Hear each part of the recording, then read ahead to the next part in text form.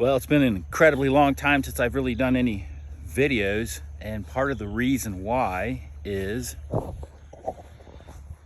we finished building our new house and we are actually living on an air park. This is the Lake Norman Air Park in Mooresville, North Carolina. It's a 3,000 foot runway, about 40 feet wide. So it's all light GA traffic in and out of here. And then we have our hangar right here. So it's really super nice. And that's what's been occupying all of our time, a lot longer than we expected. So yeah, so the big news is I'm selling the Bearhawk. And I think that's going to be a big shock to a lot of people. I've already received some emails and some phone calls about that, and everybody wants to know what's wrong with it.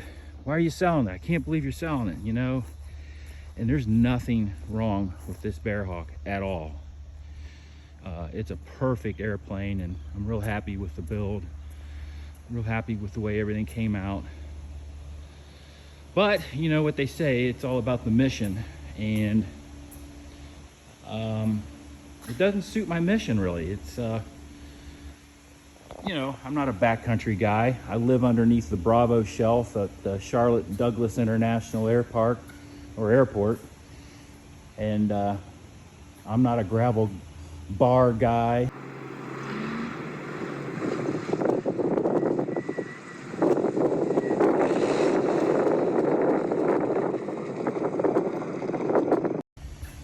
Thought maybe I might be doing some flying out west and things like that. And I still want to do Johnson Creek, but maybe in a different airplane. But there's nothing wrong with the Bearhawk. Everybody asks me what's wrong with it, and it's just a perfect airplane for backcountry, short field takeoff, heavy hauler. Of course, if you've seen the videos, we've had it loaded up to capacity, going to Oshkosh twice now.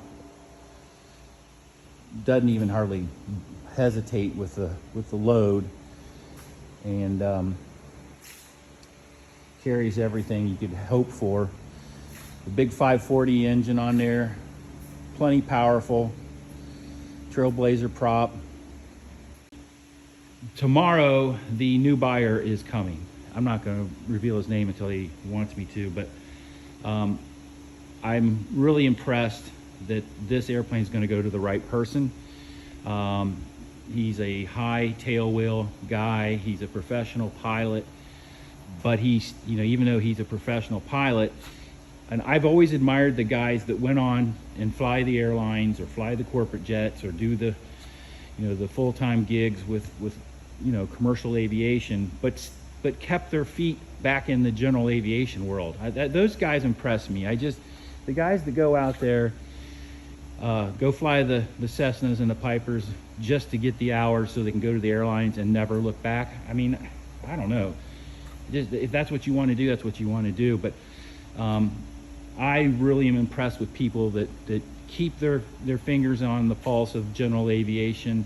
You know, they make their money flying the heavy stuff, but their fun time is flying stuff like this. And so the guy that's going to buy this airplane, I've talked with him several times, and I've looked at his, you know, his Facebook page, and I can see what he's doing. And he's really heavily involved in general aviation, vintage aviation, stuff like that. And he's just the right guy. I mean, I'm so happy for that. The worst thing that could happen is you sell the airplane to somebody, and this has already come up. I've had potential buyers that, you know, they'll ask me, you know, I've always wanted a tail dragger. Where can I get a tail wheel endorsement? I'm not selling my airplane to a guy that doesn't even have a tail wheel endorsement. That's just, I'm sorry. You could bring all the money in the world. I'm not giving you this thing that took me 3 years to build, blood, sweat, and tears, and then you go off and ground loop it.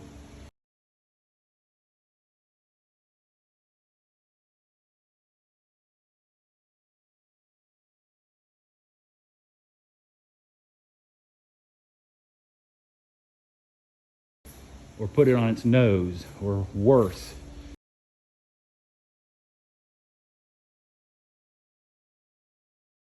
So I want to see this thing live on. I'm looking forward to watching videos from the new buyer, and I want to watch him enjoy the Bearhawk and the Bearhawk world. I hope to introduce him to the Bearhawk community and all the people that are involved, and I want to see him really embrace this aviation world through the Bearhawk, and I know he will. So that's important to me, and I wanted to point that out. When the Bearhawk's gone, I do intend to epoxy the floor, and I am preparing for my next build. So I'm not out of it. I'm not getting away from flying. I'm not getting away from building. And I guess I'm gonna just go ahead and have to say it.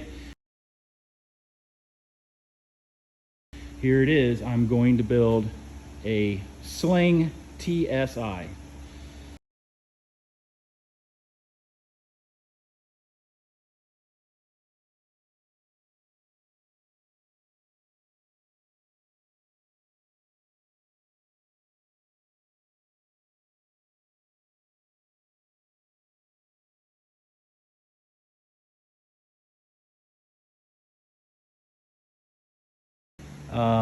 And by the way, here's all I got everything laid out for the new buyer when he gets here. Just things that's going to transfer over to him, all the stuff, the documentation that goes with the airplane. And this whole hangar, like I said, I'm going to epoxy this floor, and I've got in the back of the hangar, I put a 24 by 36 woodworking shop down here.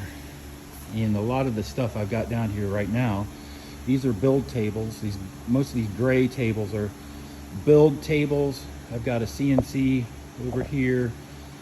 They're build tables for the Sling project. And I'm just building like crazy. I'm making all kinds of build tables because I'm gonna fill this whole area up with build tables and workbenches and shelves. I'm gonna put some shelves over here. I'm gonna get this trailer out of here, probably sell the trailer.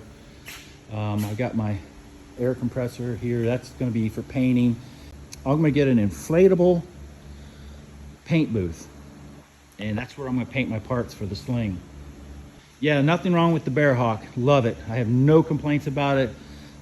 Kudos to Mark Goldberg at the factory. Kudos to Bob Barrows, who designed the Bearhawk. All the guys that have been supportive on this project. Jared Yates, who lives up in Hickory, not far from here. I did my transition training with him and actually collaborated and bounced ideas with him on my build. Just everybody in the Bearhawk community has just been fantastic. It is bittersweet. I don't think I could do this if I didn't have something else coming in place. It just would be a sad state of affairs if I sold the airplane and there was nothing coming in here. We get a lot of traffic. There's a small flight school, a couple of small flight schools down at the other end of the field there. We've got an FBO here. We've got fuel here. So if you want to come visit me as I'm building the Sling, it's a piece of cake. 14 Alpha is the identifier. 3,000 foot runway. Anyway, say goodbye to the Bearhawk, guys. But, oh, heck, I didn't even mention this. I renamed the channel.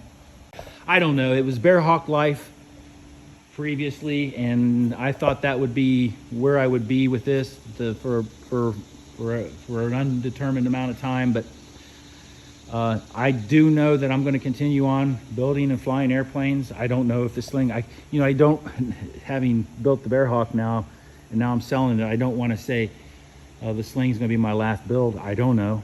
I'm being now accused of becoming a serial builder. So, which I don't mind, because I think if you're going to build an airplane and you have a hangar and you have an airstrip in front of you, like we have here, that's a good spot to be in to be building airplanes. I know firsthand what it's like to build in limited space, and I probably had the smallest space anybody could have had to build an airplane. And coming from that to this, I'm just super excited. So anyway, talk to you guys later.